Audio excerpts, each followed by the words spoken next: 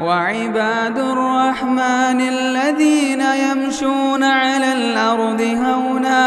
وإذا خاطبهم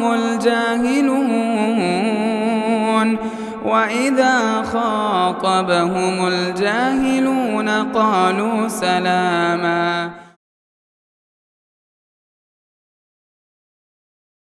ہر طرح کی تعریفات اللہ وحدہ لا شریک کے لیے لائق اور زیبا ہے کہ جس نے ہم سب کو آپ صلی اللہ علیہ وسلم کے منتخب اور چنندہ اصحاب کا پیروکار بنایا اور ان کے منہج پر چلنے کی سعادت نصیب فرمائی۔ بعدہ لاکھوں کروڑوں درود و سلام کا نزول ہو محمد عربی صلی اللہ علیہ وسلم کی ذات گرامی پر کہ آپ صلی اللہ علیہ وسلم نے مجھے اور آپ کو اور سارے ہی مسلمانوں کو ایسے روشن راستے پر آپ نے ہم سب کو چھوڑا جس جو راستہ کتنا روشن ہے کہ جس کی راتیں بھی دن کی طرح اجالی نظر آتی ہیں۔ حضرات، سورۃ الاحزاب کی ایک آیت میں نے آپ کے سامنے پڑھ کر سنائی۔ اس آیت میں اللہ تبارک و تعالیٰ نے اللہ کے رسول صلی اللہ علیہ وسلم کی پاکیزہ بیویوں کو مخاطب کر کے فرمایا، اور ان کے ذریعے اس کی مخاطب امت کی ساری مائیں ہیں، امت کی ساری بیٹیاں ہیں۔ اللہ تعالیٰ نے فرمایا وَقَرْنَ فِي بُيُوتِكُنَّ،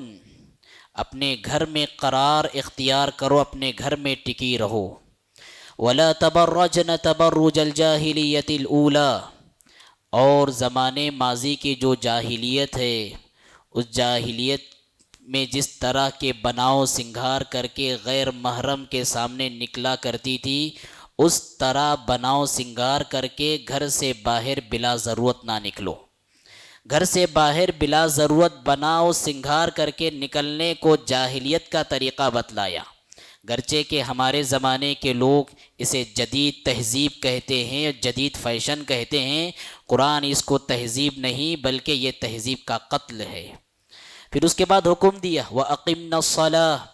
گھر میں رہ کر کیا کرنا ہے؟ نماز قائم کرتی رہو۔ بدنی عبادتوں میں سب سے افضل عبادت نماز ہے۔ وَآتِينَا الزَّكَاةَ،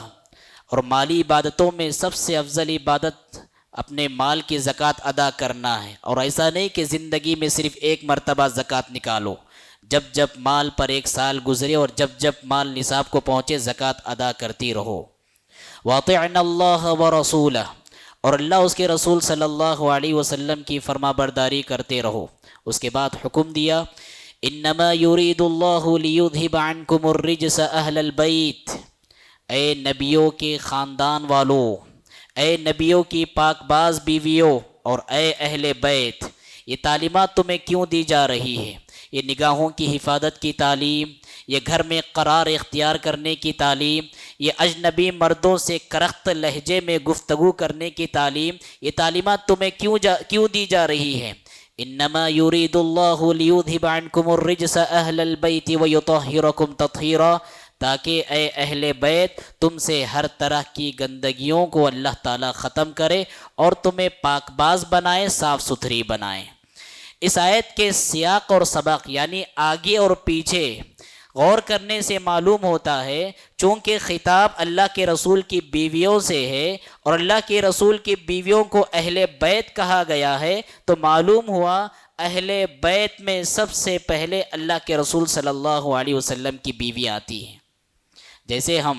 اہل بیت کا معنی کیا ہے؟ اہل بیت کا معنی ہوتا ہے گھر والے، انگلش میں اگر کہیں گے تو فیملی، پریوار جسے ہم کہتے ہیں، خاندان جسے کہتے ہیں۔ تو شریعت میں اہل بیت کا مطلب ہوتا ہے اللہ کے رسول صلی اللہ علیہ وسلم کی بیویاں، اور آپ کے جو پردادا تھے ہاشم، ان کی جو نسل چلی اور جو مسلمان تھی، جو ایمان والے تھے، جو توحید والے تھے، جو ہدایت پر قائم تھے، بنو ہاشم کی ساری نسل کو اہل بیت کہتے ہیں، اور بعض اہل علم نے آپ کے غلاموں کو بھی اہل بیت میں شامل کیا ہے۔ تو اس آیت میں اللہ تعالیٰ نے اللہ کے رسول صلی اللہ علیہ وسلم کی بیویوں کو اہل بیت قرار دیا۔ یہ نقطہ اس لیے بیان کیا جا رہا ہے، عام طور پر ایک طبقہ ایسا ہے جو اللہ کے رسول کی بیویوں کو اہل بیت میں شمار نہیں کرتا، ان کی یہ سوچ، ان کا یہ نظریہ اور ان کا یہ عقیدہ بالکل قرآن کے خلاف ہے، بلکہ اللہ کے رسول صلی اللہ علیہ وسلم نے بھی کہا اذکرکم اللہ فی اہل بیتی، اے لوگو، 3 بار آپ نے فرمایا اے لوگو، میں اپنے اہل بیت کے سلسلے میں اللہ کا حکم تمہیں یاد دلاتا ہوں، اللہ کا حکم تمہیں یاد دلاتا ہوں، اور اللہ کا حکم تمہیں یاد دلاتا ہوں، 3 بار آپ نے فرمایا۔ اور اس حدیث کے راوی زید بن ارقم ہے، ان سے پوچھنے والے نے پوچھا کہ اللہ کے رسول کی بیویاں بھی اہل بیت میں آتی ہیں؟ تو انہوں نے کہا ہاں، اللہ کے رسول کی بیویاں بھی اہل بیت میں آتی ہیں۔ اور چونکہ اللہ کے رسول کے مشن کو آگے بڑھانے میں، دعوت و تبلیغ کے معاملے میں آپ کا ساتھ نبھانے میں،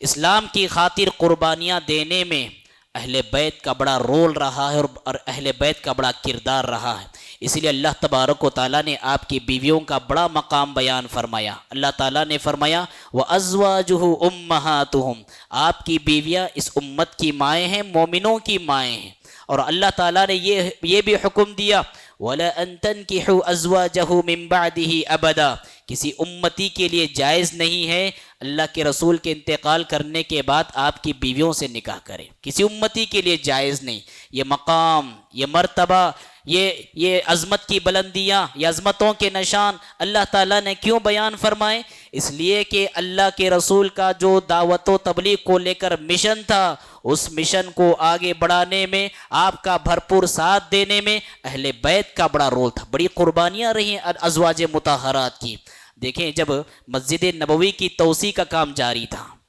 تو مدینہ کی بعض خواتین نے اور مدینہ کے بعض بچوں نے کہا کہ اللہ کے رسول کی جو بیویوں کے یہ گھر ہیں، یہ چھوٹے چھوٹے گھر، انہیں ڈھایا نہ جائے اور ان کو ختم نہ کیا جائے، ان کو ایسے ہی برقرار رکھا جائے، ان کی وراثت کی ایسی حفاظت کی جائے تاکہ آنے والی نسلیں دیکھیں اس امت کی ماؤں نے کیسی کیسی قربانیاں دیں، کیسے معیار زندگی کا انہوں نے انتخاب کیا، کتنے چھوٹے چھوٹے گھر ان تھے، گھر میں ٹھہرے رہے، ہاتھ اوپر کرے تو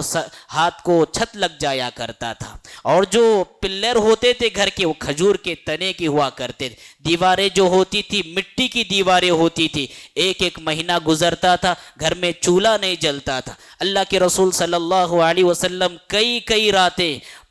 بھوک سے بلاتے ہوئے گزارتے تھے، اور کئی ازواج مطہرات کے گھروں میں رات کھانا نہیں ہوا کرتا تھا، الا یہ کہ پڑوسی کوئی دودھ آپ کو پیش کر دے، کوئی کھجور آپ کو پیش کر دے تو یہ الگ بات ہے، ایک مہینہ گزر جاتا تھا۔ لیکن اللہ کے رسول صلی اللہ علیہ وسلم کی بیویوں کی فاقہ کشی کا یہ عالم کہ ان کے گھر میں چولہا نہیں جلتا تھا۔ یہ قربانیاں دیں انہوں نے اللہ کے رسول کے لیے، یہ معیار زندگی کا انتخاب کیا انہوں نے اللہ کے رسول کے لیے۔ ان کے گھر میں کوئی فرنیچر نہیں تھا، ان کے گھر میں کسی صوفے کا اہتمام نہیں تھا، ان کے گھر میں غالیچے اور قالینیں بچھی ہوئی نہیں تھی، اس کے باوجود بھی اللہ کے رسول صلی اللہ علیہ وسلم کی یہ شاکرہ بیویاں تھی، یہ صابرہ بیویاں تھی۔ اللہ رب العالمین ان قربانیوں کی وجہ سے دنیا میں بھی اور آخرت میں بھی ان کا مقام و مرتبہ بلند کیا ہے۔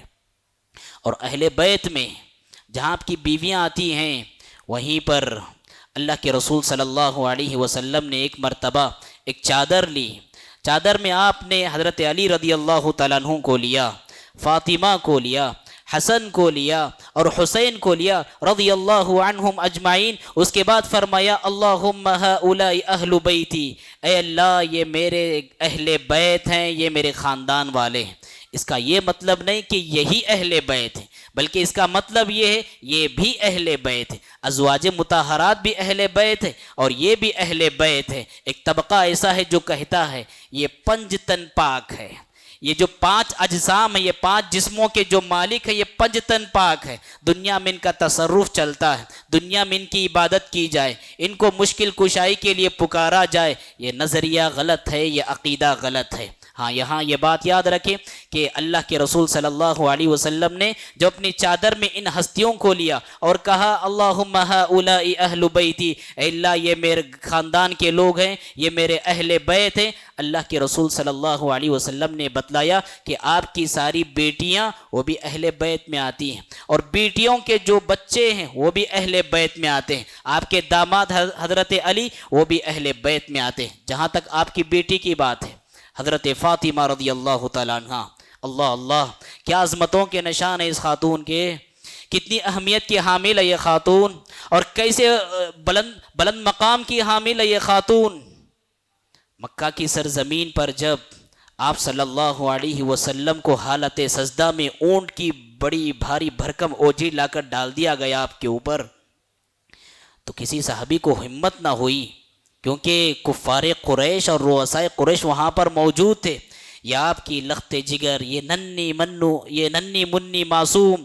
دوڑتے دوڑتے اللہ کے رسول صلی اللہ علیہ وسلم کے پاس آتی ہے، آنکھوں سے آنسو روا دوا ہیں، اور اپنے معصومانہ ہاتھوں سے گندگی کو صاف کرتی ہے۔ عبداللہ بن مسعود رضی اللہ تعالیٰ عنہ کہتے ہیں میں وہیں پر ٹھہرا ہوا تھا، سب ماجرا دیکھ رہا تھا، لیکن میرے اندر ہمت نہ ہو سکی کہ آگے بڑھ کر آپ کی گندگی صاف کروں، اس لیے کہ کفار کے بڑے بڑے سرغنے وہاں پر تھے، مجھے اپنے جان کا خوف لاحق ہوا، لیکن یہ بہادر بیٹی، یہ دلیر بیٹی، یہ نڈر بیٹی اور یہ غیرت مند بیٹی سامنے بڑھتی اور اللہ کے رسول صلی اللہ علیہ وسلم کی گندگیوں کو صاف کرتی ہے۔ دیکھیں آپ کتنی خوددار اور کتنی غیرت مند بیٹی تھی اللہ کے رسول کی۔ یہ وہ بیٹی تھی جس کے بارے میں آپ نے فرمایا تھا فاطمۃ بضعۃ منی یریبنی ما رابها ویؤذینی من اذاها، فاطمہ میری جان ہے، فاطمہ میری جگر کا ٹکڑا ہے، اس کو جو تکلیف دے گا حقیقت میں مجھے تکلیف دے گا، اسے جو دکھ پہنچائے گا حقیقت میں مجھے دکھ پہنچائے گا۔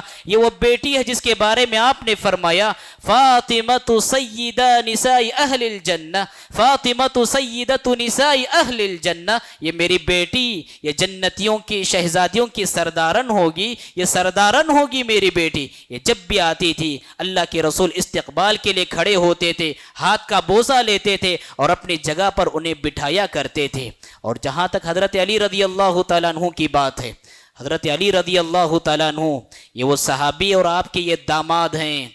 جن کے بارے میں آپ نے کہا علی مجھ سے ہیں اور میں علی سے ہوں۔ علی سے وہی پیار کرے گا جس کے دل میں ایمان ہو، علی سے وہی نفرت کرے گا جس کے دل میں نفاق ہو، کفر ہو اور اللہ اور اس کے رسول کی نافرمانی چھپی ہوئی ہو۔ اور ایک رات آپ نے کہا کل میں اس شخص کے ہاتھ میں جھنڈا دینے والا ہوں جس شخص کے ہاتھوں اللہ تعالیٰ خیبر کی زمین کو فتح کرے گا، اور پھر اللہ اس کے رسول سے پیار کرتے ہیں اور وہ اللہ اس کے رسول سے پیار کرتا ہے۔ صحابہ نے پوری رات تشویش میں گزاری،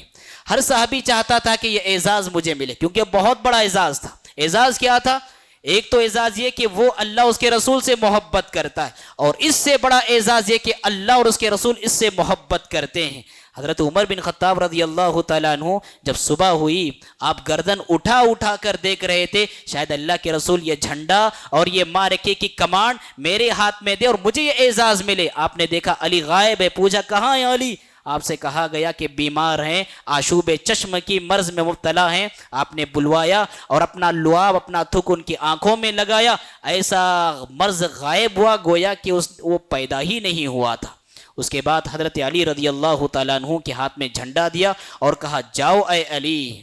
جاؤ خیبر کی زمین پر، لَأَن يَهْدِيَ اللَّهُ بِكَ رَجُلًا وَاحِدًا خَيْرٌ لَكَ مِنْ حُمُرِ النَّعَامِ۔ یاد رکھو اس سبق کو،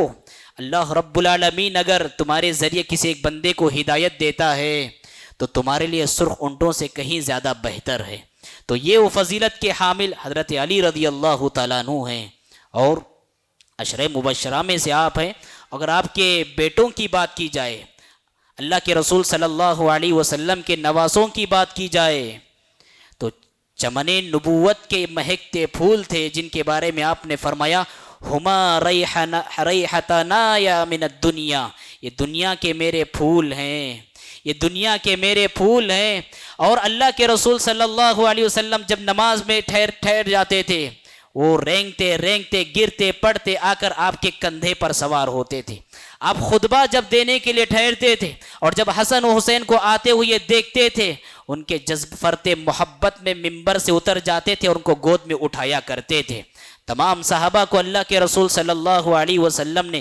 جوانی میں جنت کی خوشخبری دی یا پھر بڑھاپے میں جنت کی خوشخبری دی، لیکن حسن و حسین ایسے نواسے ہیں، یہ دو ایسی ہستیاں ہیں جنہیں آپ نے بچپن ہی میں جنت کی نہ صرف خوشخبری دی بلکہ آپ نے فرمایا الحسن والحسین سیدہ شباب اہل الجنہ، یہ جنتی نوجوانوں کے سردار ہیں۔ اور حسن کے بارے میں فرمایا رضی اللہ عنہ ان بنی ھذا سید، یہ میرا بیٹا سردار ہے، لعل اللہ ان یصلح به بین فئتین عظیمتین من المسلمین، اس میرے سردار بیٹے کے ذریعے اللہ رب العالمین مستقبل میں دو جھگڑتے ہوئے گروہوں کے درمیان صلح کرائے گا، امن قائم کرائے گا۔ اور زمانے نے دیکھا جب حضرت علی اور حضرت معاویہ کے درمیان جنگ ہو رہی تھی، حضرت علی رضی اللہ تعالیٰ عنہ جب شہید ہوئے، ان کے بعد حضرت حسن خلافت پر دستبردار ہوئے، خلافت پر قائم ہوئے، اور پھر 4 سے 5 مہینے خلافت کی باغ ڈور سنبھالنے کے بعد آپ نے محسوس کیا امت 2 گروہوں میں بٹی ہوئی ہے، یہ امت کے 2 بٹتے ہوئے گروہ مجھ سے دیکھے نہیں جا رہے۔ آپ نے امیر معاویہ رضی اللہ تعالیٰ عنہ کے ہاتھ پر بیعت کی، شیعوں کی کتابوں میں باتیں لکھی ہوئی ہیں، آپ نے امیر معاویہ رضی اللہ تعالیٰ عنہ کے ہاتھ پر بیعت کی، اپنے باپ کے ممبر پر حضرت امیر معاویہ کو بٹھایا اور پھر اپنے چھوٹے بھائی کو بھی حکم دیا کہ آپ بھی بیعت کر لیجئے۔ اس طرح اللہ رب العالمین نے مسلمانوں کے 2 فرقوں کو ایک جتھا بنا دیا، ایک جماعت بنا دیا، جس کو عام الاجتماع کہا جاتا ہے، اتحاد کا سال، اتفاق کا سال، یگانگت کا سال اور یونٹی کا سال جسے کہا جاتا ہے۔ اور حضرات اسی طرح سے ہم سب کو یہ جاننا چاہیے کہ جب ہم ان فضیلتوں کا اعتراف کرتے ہیں، اور صرف اعتراف نہیں کرتے بلکہ پورے جذبہ عقیدت میں ڈوب کر انہیں بیان کرتے ہیں، لیکن لوگ ہمیں کہتے ہیں کہ ہم آل بیت کے دشمن ہیں، آل بیت کے گستاخ ہمیں کہتے ہیں۔ کیوں کہتے ہیں؟ کہنے کی وجہ کیا ہے؟ کہنے کی وجہ ایک تو یہ ہے جس طرح وہ آل بیت کی شان میں غلو کرتے، ہم ویسے غلو نہیں کرتے، اس لیے وہ کہتے ہیں کہ ہم آل بیت کے دشمن ہیں۔ ہمارا عقیدہ یہ ہے، ہمارا عقیدہ یہ ہے کہ نہ ہی تو ہم آل بیت کے شان میں غلو کرتے ہیں، جیسے انہوں نے علی رضی اللہ تعالیٰ عنہ کے شان میں غلو کیا، ان کو اللہ کے رسول کا درجہ نہیں بلکہ اللہ کا درجہ دیا، معصوم عن الخطا انہیں بتلایا، جبکہ انبیاء کے علاوہ کوئی معصوم عن الخطا نہیں ہوتا۔ نہ ان کے شان میں غلو کرتے ہیں اور نہ ہی تو ان کے شان میں تقصیر کرتے ہیں، ان کی اہمیت گھٹاتے نہیں، جیسے نواسب نے کیا، وہ آل بیت رسول کے شان میں گالیاں دیتے ہیں، ان کی توہین کرتے ہیں، گستاخیاں کرتے ہیں۔ ہم اہل سنہ والجماع ان دونوں انتہاؤں کے درمیان کے راستے پر چلتے ہیں، ہم ان سے پیار کرتے ہیں، ان سے محبت کو اپنے ایمان کا حصہ سمجھتے ہیں، لیکن ان کا وہی درجہ دیتے ہیں جو درجہ کہ کتاب اللہ نے طے کیا ہے اور جو درجہ کہ سنت رسول اللہ صلی اللہ علیہ وسلم نے طے کیا۔ یہ پہلو بھی آپ کے سامنے رکھنا مناسب سمجھتا ہوں۔ ایک گروہ ایسا بھی ہے جو صحابہ کو الگ نظر سے دیکھتا ہے اور آل بیت کو الگ نظر سے دیکھتا ہے، اور دونوں کے درمیان دشمنیوں اور عداوتوں کا قائل ہے کہ صحابہ آل بیت کے دشمن تھے، آل بیت صحابہ کے دشمن تھے۔ 2 چند حوالے اس کے بھی میں آپ کے سامنے رکھوں گا کہ دونوں کے درمیان کیسی محبتیں تھیں، دونوں کے درمیان کیسا پیار تھا، ایک طرف صحابہ کا طبقہ اور دوسری طرف آل بیت کا طبقہ، کس طرح پیار بھرا ماحول تھا دونوں کے درمیان۔ ابو بکر صدیق رضی اللہ تعالیٰ عنہ جب آپ نے ایک مرتبہ حضرت حسن کو دیکھا، پیار سے اپنے گود میں اٹھایا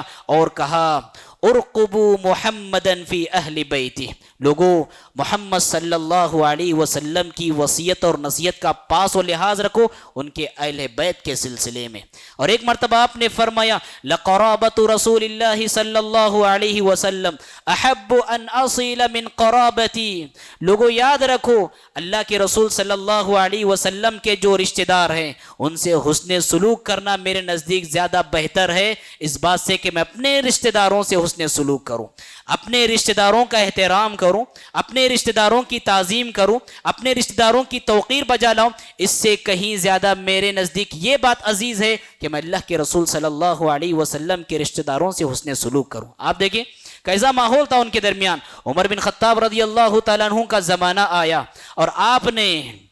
لوگوں کے لیے وظیفوں کی لسٹ بنانا چاہیے تو سب سے پہلے آپ نے آل بیت رسول کے نام درج کرائے، جبکہ حسن و حسین بدر میں شریک نہیں تھے، بدر میں نہیں تھے، اس کے باوجود بھی آپ نے حسن و حسین رضی اللہ تعالیٰ عنہما کا نہ صرف نام مقرر کیا بلکہ ان کو وہی حصہ دیا جو اہل بدر کو دیا۔ اہل بدر کا حصہ وظیفہ میں سب سے زیادہ تھا۔ عمر بن خطاب رضی اللہ تعالیٰ عنہ کا یہ پیار آل بیت رسول کے ساتھ، اور نہ صرف اتنا، علی رضی اللہ تعالیٰ عنہ نے اپنی بیٹی کی شادی عمر بن خطاب رضی اللہ تعالیٰ عنہ سے کرائی۔ اپنے دونوں بیٹے کے نام، ایک بیٹے کا نام ابو بکر انہوں نے رکھا، ایک بیٹے کا نام عمر انہوں نے رکھا۔ حضرت حسن رضی اللہ تعالیٰ عنہ انہوں نے اپنے ایک بیٹے کا نام ابو بکر رکھا، اپنے ایک بیٹے کا نام عمر رکھا۔ اگر ان کے درمیان دشمنیاں ہوتی تو کیا انسان اپنے سامنے اپنے دشمن کا نام لینا گوارا کرتا ہے، چاہے جائے کہ اپنے بچوں کا نام رکھے ہو؟ تو ان حوالوں سے ہمیں معلوم پڑتا ہے دونوں کے درمیان دشمنیاں نہیں تھی، بلکہ شیعہ طبقے نے دونوں کے درمیان دشمنیوں کو قائم کر کے ایک گھراؤنا کھیل کھیلا۔ اس طرح آل بیت رسول کے محبت کے نام پر ایک نیا دین ایجاد کیا، اور اس دین کی بنیاد کیا؟ صحابہ سے نفرت کرو، صحابہ کی تکفیر کرو، ان کی شان میں گستاخیاں کرو، ان کو اسلام سے باہر سمجھو، ان کو مرتد گردانو۔ ان کے دین کی بنیاد ہی ہے، ان کے دین کا بیس یہی ہے کہ بس آل بیت رسول کی محبت کے جب بھی ترانے گائیں گے وہ صحابہ کی شان میں گالیاں دیں گے اور گستاخیاں کریں گے۔ حضرات، یہ پہلو ہم سب کے سامنے ہونا چاہیے۔ ہمارے زمانے میں بہت سارے لوگ ایسے ہیں جو آل بیت رسول کے محبت کے تو دعوے دار ہیں کہ ہم آل بیت رسول سے محبت کرتے ہیں، لیکن اس محبت کی آڑ میں انہوں نے دوسرے صحابہ کی شان میں بڑی بڑی توہینیں کی اور بڑی بڑی گستاخیاں کی ہیں۔ خصوصاً بنو امیہ کے سے تعلق رکھنے والے صحابی امیر معاویہ رضی اللہ تعالیٰ عنہ اور حضرت عمرو بن عاص رضی اللہ تعالیٰ عنہ، یہ صحابہ ایسے صحابہ ہیں جن پر انہوں نے دل کھول کر گالیاں دی ہیں، جن کو دل کھول کر انہوں نے دشنام ترازی کا شکار بنایا ہے اور مورد الزام ٹھہرایا ہے۔ یہ بات یاد رکھنا چاہیے، ہمارے اسلاف کا جو عقیدہ تھا، ان کا یہ عقیدہ تھا معاویۃ عندنا محنہ،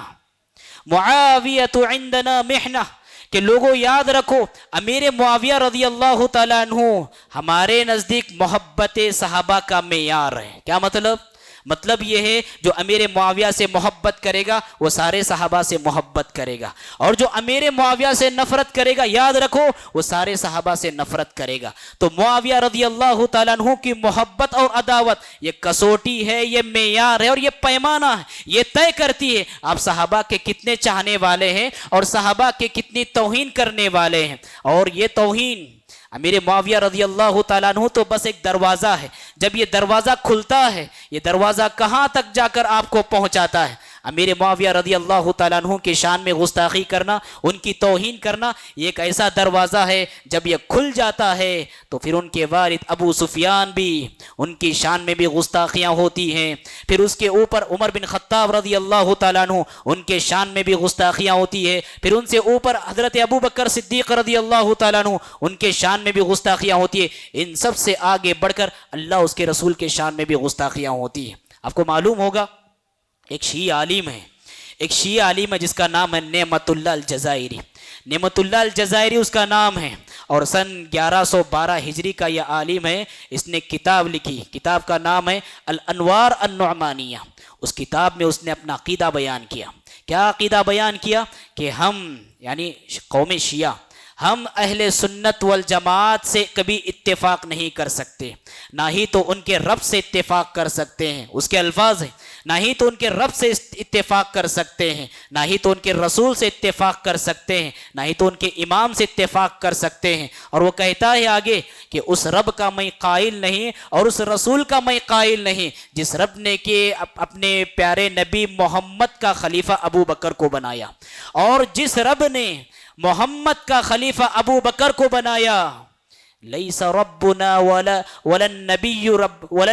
نبینا، وہ کہتا ہے وہ رب ہمارا رب نہیں، وہ نبی ہمارا نبی نہیں۔ کہاں تک پہنچاتا یہ؟ حضرت امیر معاویہ رضی اللہ تعالیٰ عنہ کے شان میں گستاخی کرنا، اس کا انجام کہاں تک لے جاتا ہے آپ غور کریں،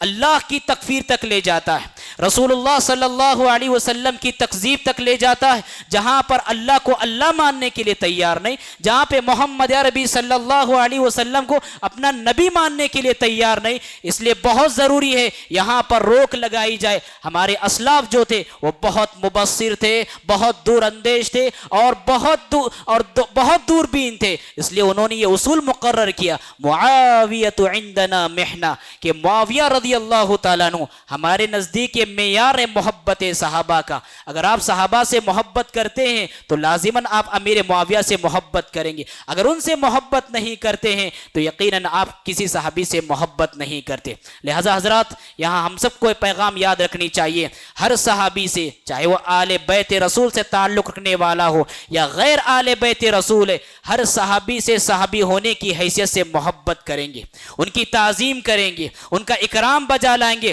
تاریخ کے مطالعے کے نام پر، تحقیق کے نام پر، خلافت و ملوکیت کا سبق سمجھانے کے نام پر حضرت امیر معاویہ اور ان کے اختلافی مسائل کو امت میں اچھالنا اور لوگوں کو صحابہ کا باغی بنانا، صحابہ کے تعلق سے لوگوں کے دلوں کو متنفر کرنا، یہ کیا اپنے دین و ایمان میں شامل ہے؟ کہ اللہ رب العالمین آپ سے پوچھنے والا ہے کہ تم نے امیر معاویہ کے بارے میں کتنی تحقیق کی،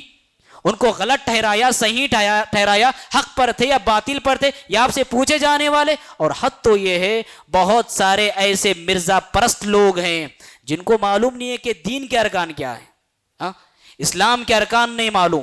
ایمان کے ارکان نہیں معلوم، اور وہ نکلے امیر معاویہ رضی اللہ تعالیٰ عنہ کے شان میں گستاخی کرنے والے کہ یہ ایسے تھے، ویسے تھے، فلاں تھے، فلاں تھے۔ تمہارا حق کیا بنتا ہے؟ تمہاری اوقات کیا ہے؟ تم امیر معاویہ رضی اللہ تعالیٰ عنہ کے گھوڑے کے قدم کی دھول کے برابر بھی نہیں ہو تمہاری حیثیت، اور تم نکلے امیر معاویہ رضی اللہ تعالیٰ عنہ کے شان میں توہین کرنے۔ وَنُحِبُّ آلَ بَيْتِ رَسُولِ اللَّهِ صلی اللہ علیہ وسلم، ہمارا عقیدہ یہ ہے ہم آل بیت سے یقیناً محبت کرتے ہیں، بلکہ پورے جذبے عقیدت میں ڈوب کر ان سے پیار کرتے ہیں، لیکن ان کے پیار کے آڑ میں دوسرے صحابہ کی شان میں توہین نہیں کرتے، دوسرے صحابہ کی شان میں گستاخی نہیں کرتے، جیسے طبقہ شیعہ کرتا ہے، طبقہ روافظ کرتا ہے اور طبقہ نوافظ کرتا ہے۔ ہم کبھی بھی آل بیت رسول صلی اللہ علیہ وسلم کے نام پر ایسا گھنونا اور ایسا بدترین کھیل نہیں کھیلتے۔ میں دعا کرتا ہوں رب العالمین سے اللہ تبارک و تعالی ہم سب کو تمام صحابہ سے صحابی ہونے کی حیثیت سے محبت کرنے کی توفیق عطا فرما،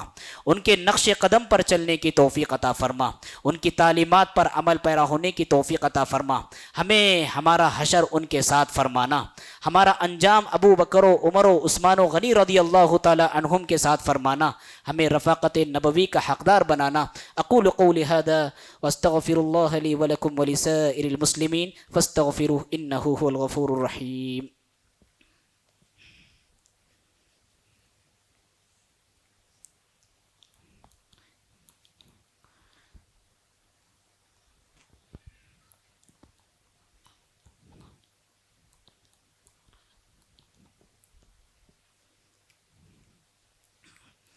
إن الحمد لله نحمده ونستعينه ونستغفره ونؤمن به ونتوكل عليه ونعوذ بالله من شرور أنفسنا وسيئات أعمالنا من يهده الله فلا مضل له ومن يضلل فلا هادي له وأشهد أن لا إله إلا الله وحده لا شريك له وأشهد أن محمدا عبده ورسوله أما بعد فإن خير الحديث كتاب الله وخير الهدى هدى محمد صلى الله عليه وسلم وشر الأمور محدثاتها وكل محدثة بدعة وكل بدعة ضلالة وكل ضلالة في النار أعوذ بالله من الشيطان الرجيم إن الله يأمر بالعدل والإحسان وإيتاء ذي القربى وينهى عن الفحشاء والمنكر والبغي يعظكم لعلكم تذكرون اذكروا الله يذكركم وادعوه يستجب لكم ولذكر الله تعالى أعلى وأولى وعز وجل وأموات أكبر۔ مسجد عباد الرحمن کے پلیٹ فارم سے ہونے والی دعوت و تبلیغ کے مشن کو آگے بڑھانے میں ہمارا بھرپور ساتھ دیں۔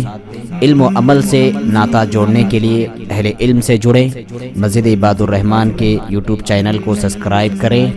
اور آگے شیئر کرنا ہرگز نہ بھولیں۔ فجزاکم اللہ خیرا۔